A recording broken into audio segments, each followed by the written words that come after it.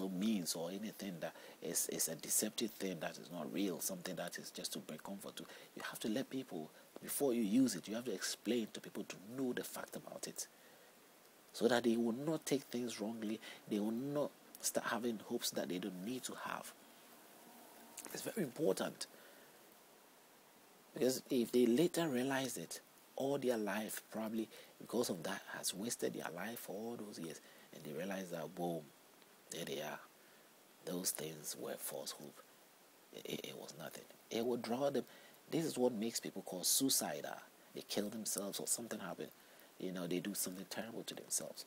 It happens in a normal life. Even if it's not religious, a normal social cultural life. Children, even grown-ups, killing themselves. And they claim they are stupid or they are being silly or whatever. No. There's a very good reason for whatever they do. In their conscience, it's a good reason. Because what else is there for? You may give them the hope, you gave them the false hope. And they'd realize that it was false. You didn't let them know when you're doing that. You didn't tell them it's just words of comfort. You didn't say anything like that. And you've trapped them into that situation. And you can imagine all their life they wasted. Now they've ended up in a situation where they don't have any other option. What else do you think they will do? They have to kill themselves. After all, if he's dead, that's it. He has no weight over his head anymore, no weight over anybody anymore. He's gone, that's all. So on that sense, I'm trying to make my presentation. And then if we want to know God, we have to know really who God is. We have to present him in the right way. If we really want peace, simply we have to make sure that we're being honest as much as we can, and we are ready to seek things truthfully. We are ready to sort of only embrace issues that are relevant. And if we're able to establish the faith that we have, or the belief we have, or the morals, laws of life that we have set for ourselves in the right manner, in the necessary right manner. And I don't mean anything is right. Not everything is right in life. If I mean right, not the unnecessary things that we choose to sort of let it become. Be able to tell the differences, the things that are unnecessary and the things that are necessary. And when you're able to do that and define your faith and your God in a straight manner and present him well, it will naturally give you some sense of a life that will give you the peace that you so much require. It will naturally develop, because you will not be bothered by things that you used to be bothered about, or things that other people get bothered about. And you will move on quietly. And if everybody choose that, then we will have a very peaceful and happy life even before death takes over. And who knows, something good will always come, because put it in practice now in your life, and you will see that what I'm saying is true. But the thing we have is, even if one person decides to do it, and all his surroundings are keeping out on the same pattern, it doesn't matter what you do.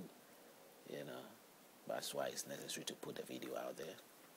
So gradually it will change, because everything that we have now gradually took a gradual process to get to that stage.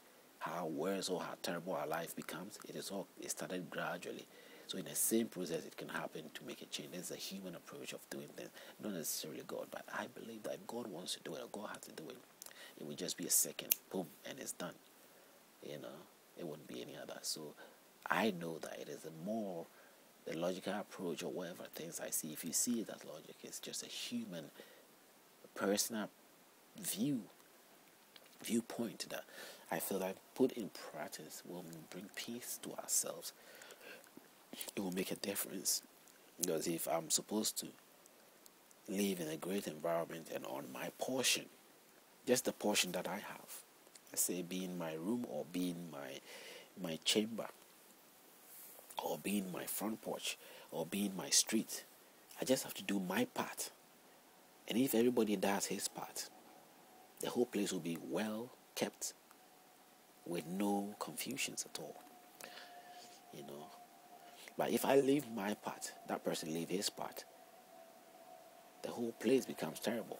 If I want to clean the environment, and I clean my air, just within my place, my location, I'm trying to be green. I'll say what we call green today. If I become green in just my own locality or my own world, my small place that I am. And that person also becomes clean in his place. Entirely, in a joint manner, we will turn the whole place to become very clean. But if I have my place to be green and I'm living a clean place, I'm deceiving myself. Because as long as the next door person is not clean, they will come to my place. The rats in the next door will come to that house. Even if I kill all my rats, the rats in the next door will still come, will breed and come to my place. So I will kill my rats. I will eradicate my rats 100 times and they will never finish. Because the next door has got rats. So the rats will still come. Since we still share walls together and live together, the air from there will come. So it doesn't matter what Europe or the developed world do to their environment or whatever they live in or whatever do to themselves or whatever for their beauty or whatever they do, and they leave the rest to perish. It will come to them. It will come hunting them. It will be a burden on them. And they will know. If it's not, it will happen gradually. They will be surprised. And they will see how necessary it was. And I'm sure they see it now.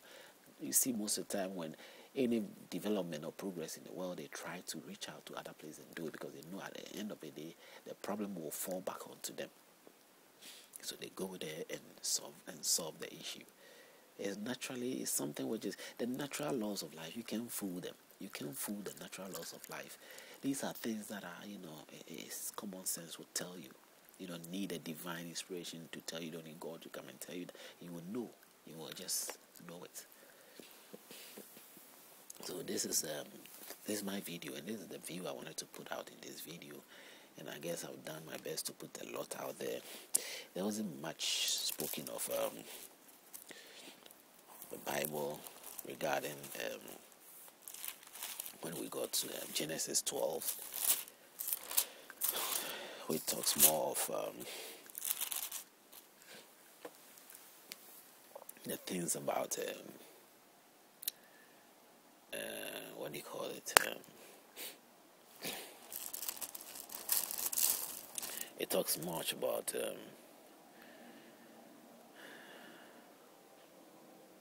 Abraham being asked to go out of his country, and that's God's promising him. And Abraham did that, and he went with his wife, and Abraham, stayed for a long time without no child. Until Abraham ended up having children with Sarah, but through the same promise. And this Abraham is a man of God. Another issue that I can bring up. And his wife had to suggest to him that God has promised us. He has promised you. And there's no child or something. So go and have child with my maid. They had maid at that time. So he told him, go and have child with my maid.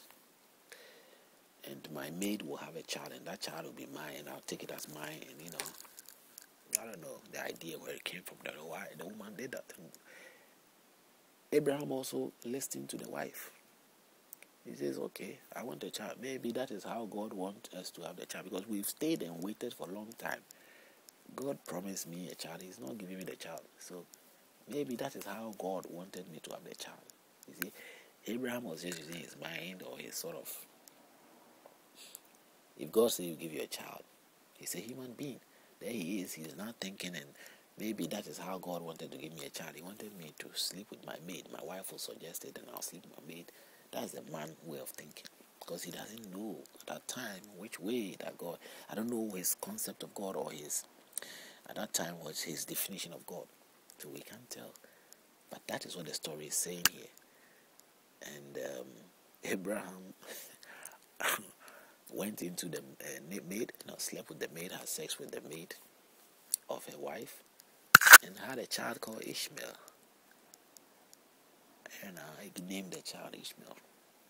We're bringing the child up together, and the maid became so insolent and so disobedient and so disrespectful of her own madam, because now he has slept with the master of the house. He has slept with Abraham, just like the man you sleep with, she has also slept with the same man you are sleeping with. So what makes you madam or anything, and you don't even have a child? I was able to have a child, able